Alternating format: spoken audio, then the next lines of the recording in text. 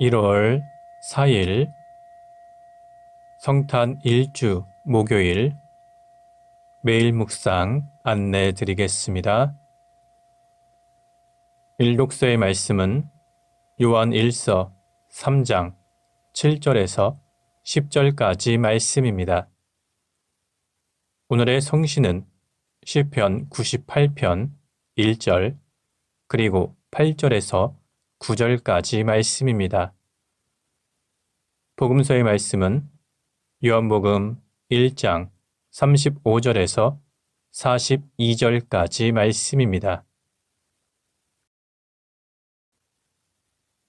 성부와 성자와 성령의 이름으로 아멘. 주여, 우리 입을 열어주소서. 우리가 주님을 찬미하리이다. 하느님, 우리를 어서 구원하소서. 주여, 우리를 빨리 도와주소서.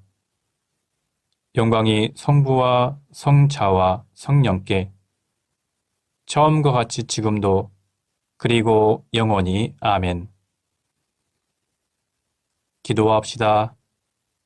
전능하신 하느님, 예수 그리스도의 참 빛으로 이 세상을 밝혀주셨나이다. 비오니 우리도 이 빛과 사랑 안에 살면서 기쁨으로 충만하게 하시어 세상을 비추는 빛이 되게 하소서. 성부와 성령과 함께 한 분 하나님이신 우리 주 예수 그리스도 이름으로 기도하나이다. 아멘. 일독서의 말씀은 요한 1서 3장 7절에서 10절까지 말씀입니다. 사랑하는 자녀들이여, 여러분은 아무에게도 속지 마십시오. 올바른 일을 하는 사람은 그리스도와 마찬가지로 올바른 사람입니다. 언제나 죄를 짓는 자는 악마에게 속해 있습니다. 사실 죄는 처음부터 악마의 짓입니다. 악마가 저질러 놓은 일을 파멸시키려고 하나님의 아들이 나타나셨던 것입니다. 누구든지 하나님께로부터 난 사람은 자기 안에 하나님의 본성을 지녔으므로 죄를 짓지 않습니다. 그는 하나님께로부터 난 사람이기 때문에 도대체 죄를 지을 수가 없습니다. 옳은 일을 하지 않거나 자기 형제를 사랑하지 않는 자는 하나님께로부터 난 자가 아닙니다.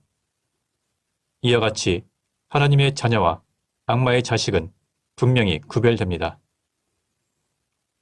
주님의 말씀입니다. 하나님께 감사합니다. 오늘의 성시는 시편 98편 1절 그리고 8절에서 9절까지 말씀입니다. 새 노래로 주님을 찬양하여라. 놀라운 기적들을 이루셨다. 그의 오른손과 거룩하신 팔로 승리하셨다. 물결은 손뼉을 치고 산들은 다같이 환성을 올려라. 그가 세상을 다스리러 오시니 주 앞에서 환성을 올려라. 온 세상을 올바르게 다스리시고 만 백성을 공정하게 다스리시리라. 영광이 성부와 성자와 성령께 처음과 같이 지금도 그리고 영원히 아멘. 복음서의 말씀은 요한복음 1장 35절에서 42절까지 말씀입니다. 다음 날 요한이 자기 제자 두 사람과 함께 다시 그곳에 서 있다가 마침 예수께서 걸어가시는 것을 보고 하나님의 어린 양이 저기 가신다 하고 말하였다. 그 두 제자는 요한의 말을 듣고 예수를 따라갔다. 예수께서는 뒤돌아서서 그들이 따라오는 것을 보시고 너희가 바라는 것이 무엇이냐 하고 물으셨다. 그들은 랍비, 묵고 계시는 데가 어딘지 알고 싶습니다 하고 말하였다. 라비는 선생님이라는 뜻이다.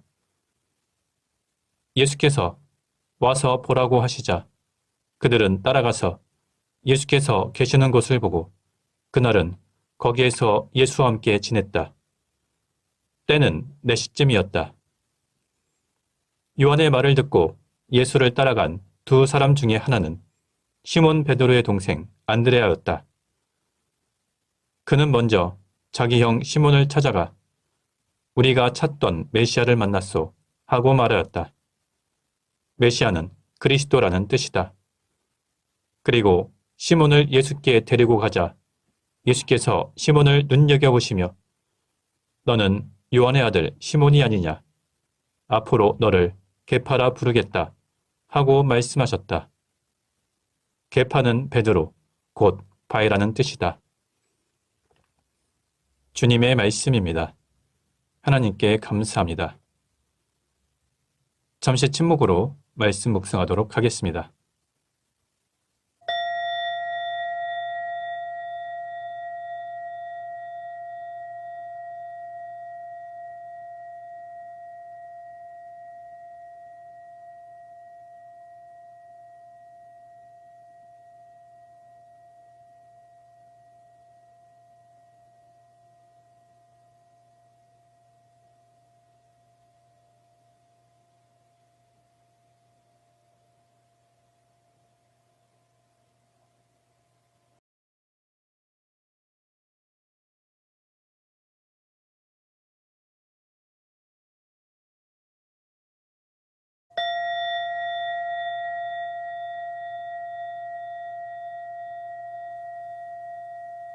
잠시 묵상 나눔 하도록 하겠습니다.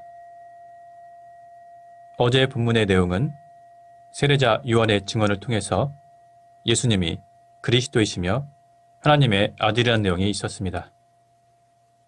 오늘 본문의 내용은 그리스도 대신 예수님께서 공생의 사역을 본격적으로 시작하기에 앞서서 제자들을 부르신 내용이 기록되어 있습니다.